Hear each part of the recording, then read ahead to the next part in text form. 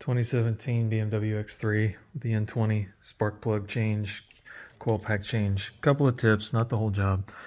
Number one, you're going to have a real honest to goodness spark plug socket for this. I'm going to take a 14 mil. This is a thin wall design from AutoZone, the Duralast. You can get the 2-pack with this and an 18 mil for $9.99. Here's a regular 12-point socket, and you can see right here this line right above my fingernail.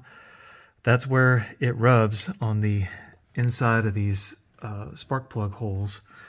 Well, I wouldn't push it down past that. Obviously I tried rotating the socket and it just rubbed. Even on this Duralast, it's close because you can see rub marks here.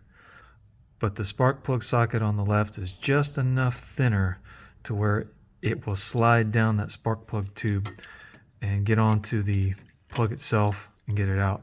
And you know, spark plug socket, you can see there has got that rubber gasket in there that'll grip the spark plug, so you're not dropping it way down that hole. You're gonna have to, I mean, it's a ways down there. Look at that crazy thing.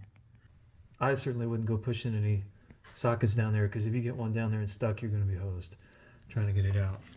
The other tip I have is, especially on these back two cylinders, it's really hard to get the coils out, especially if they're, have been in there the whole time.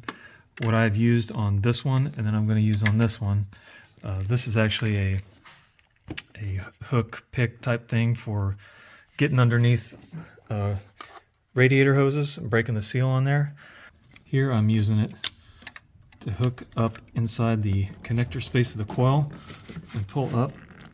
You got to use that thing to get these suckers pried up and out. And even on this one, I broke the top of this off.